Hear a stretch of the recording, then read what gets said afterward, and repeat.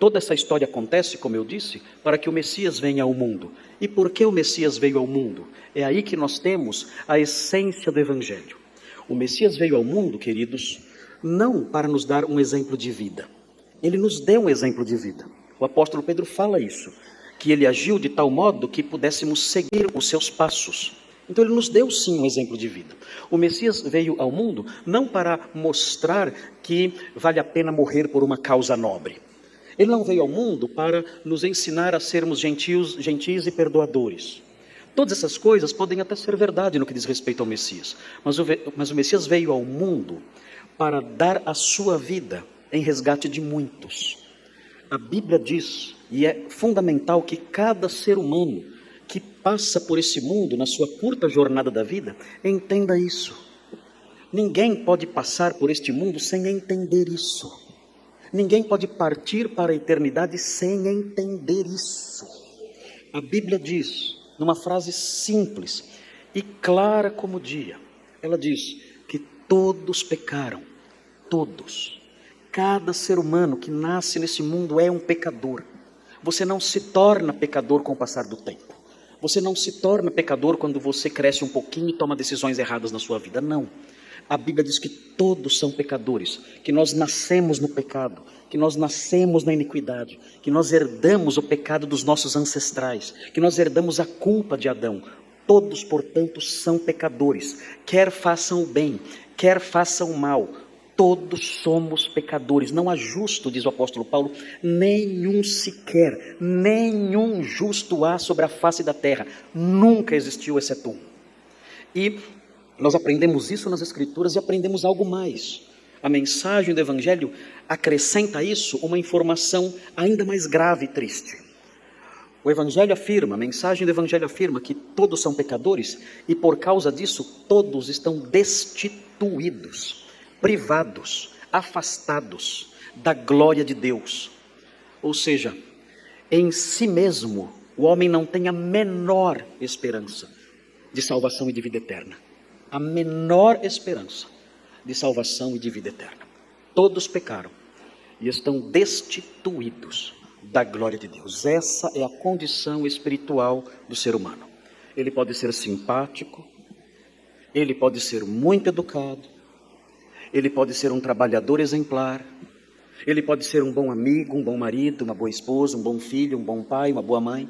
Ele pode ter intenções maravilhosas no seu coração e ideais legítimos e louváveis. Tudo isso pode ser verdade acerca dele. Nós conhecemos muitas pessoas assim, entre os nossos amigos e os nossos parentes. Não há dúvida disso.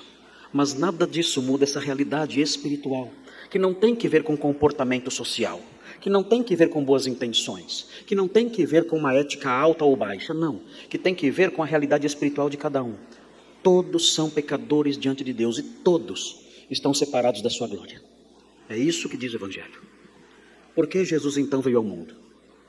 Porque sendo homem alvo de condenação, Jesus veio ao mundo, enviado pelo Pai, o Deus homem, o Filho de Deus encarnado, veio aqui.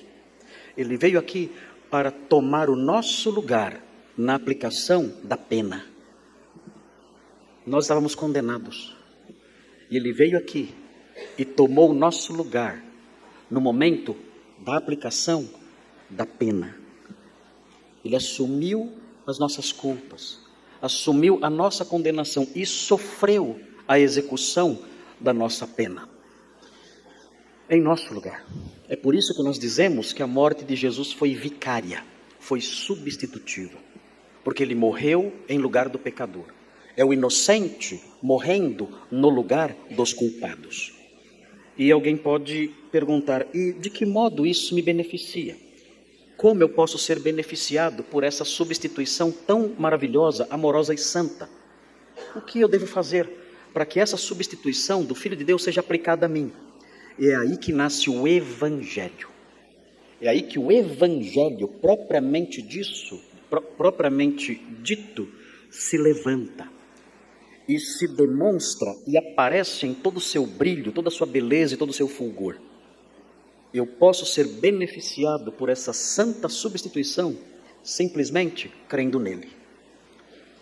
Crendo nele de tal forma que essa fé diga assim: Senhor, eu sou um pecador e eu aprendi isso hoje.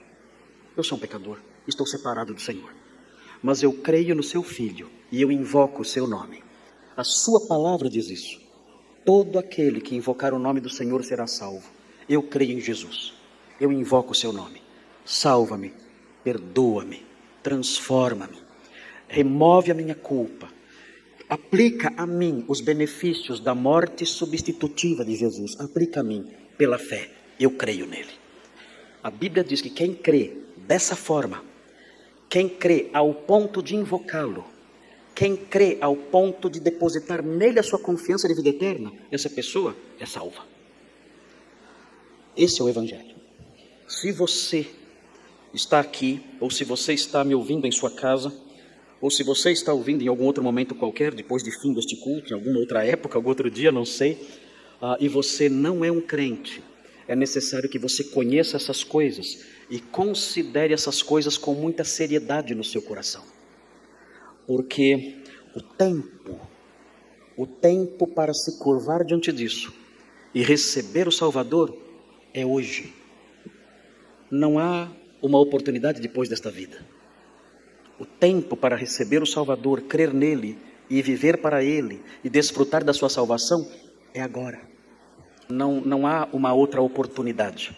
A morte para você pode ser um rio que você atravessa com alguma dificuldade, mas chega numa belíssima cidade. A morte pode ser isso para você. Nenhuma morte é agradável, nenhuma morte é doce. A morte é o nosso inimigo.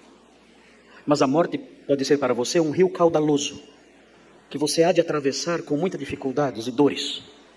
Mas ao chegar do outro lado, há uma belíssima cidade de portas abertas esperando você. Ela pode ser isso para você.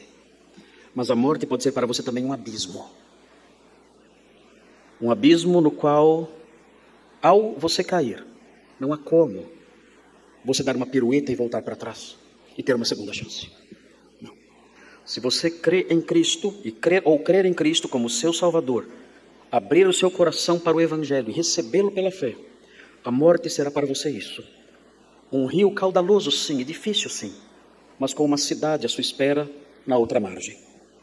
Mas se você morrer sem ele, a morte para você será um abismo sem fim, de morte eterna, de condenação indizível e irremediável.